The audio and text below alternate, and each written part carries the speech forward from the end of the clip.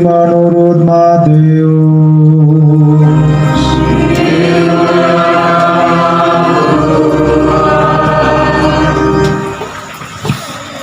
Pada suatu hari, ketika Yesus melihat orang banyak, naiklah ia ke atas bukit. Dan setelah ia duduk, datanglah murid-muridnya kepadanya. Maka Yesus pun mulai berbicara dan mengajar mereka, katanya, "Berbahagialah orang yang miskin di hadapan Allah, karena merekalah yang punya kerajaan surga. Berbahagialah orang yang berduka cita, karena mereka akan dihibur. Berbahagialah orang yang lemah lembut, karena mereka akan memiliki bumi. Berbahagialah orang yang lapar dan haus akan kebenaran, karena mereka akan dipuaskan. Berbahagialah orang yang murah hatinya, karena mereka akan beroleh kemurahan. Berbahagialah orang yang suci hatinya, karena mereka akan melihat Allah. Berbahagialah orang yang membawa damai, karena mereka akan disebut anak-anak Allah. Berbahagialah orang yang dianiaya oleh sebab kebenaran, karena merekalah yang mempunyai kerajaan surga. Berbahagialah kamu, jika karena aku kamu dicela dan dianiaya, dan kepadamu difitnahkan segala yang jahat. Bersukacita dan bergembiralah, karena upahmu besar di surga. Sebab demikian juga telah dianiaya nabi-nabi yang sebelum kamu." Demikianlah sabda Tuhan.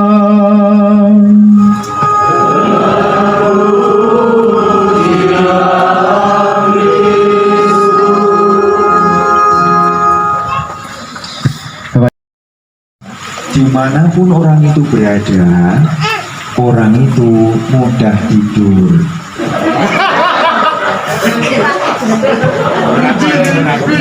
Dimanapun orang itu berada, orang itu mudah tidur. Nah, betul. Saya rasa kalau kita sampai kepada beban hidup, saya rasa mereka yang gampang tidur itu sepertinya tidak banyak beban hidup, gitu ya. Kalau dalam bahasa Jawa Timur itu los dol gitu aja ya. Jadi los sajalah pokoknya seperti itu. Dan saya rasa orang yang seperti ini punya prinsip alkitabiah yang sangat luar biasa.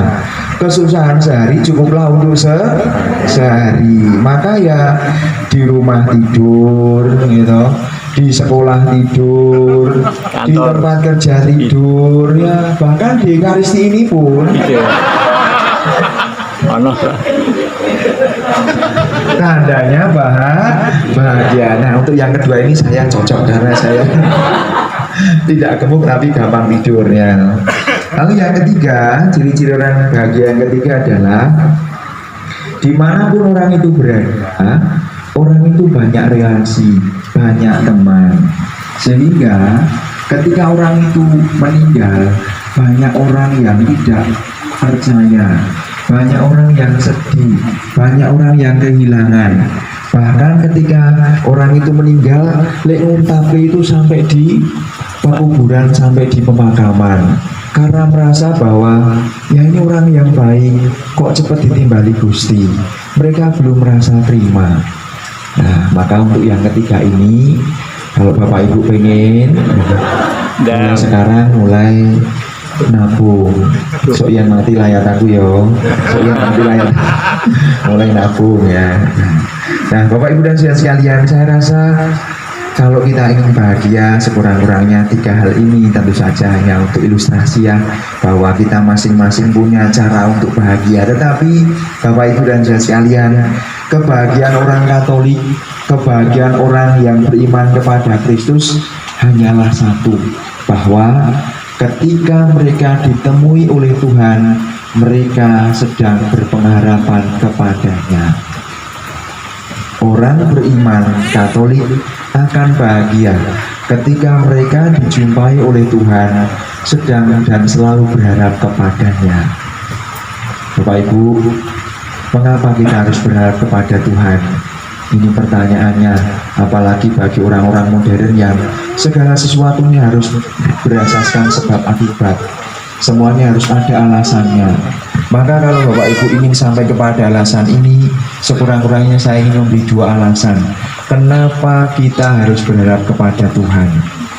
Yang pertama adalah Bapak Ibu, kenapa kita harus berharap kepada Tuhan? Karena hidup kita itu dipenuhi dengan ketidakpastian. Karena hidup kita itu dipenuhi dengan ketidakpastian. Hari ini cerah, maaf hari ini hujan, nanti 10 menit lagi bisa saja terang. Hari ini hahaha, besok mereka yang sudah meninggal adalah keutamaan Kristiani. Dan atas keutamaan Kristiani itulah kita akan menemukan damai sejahtera. Semoga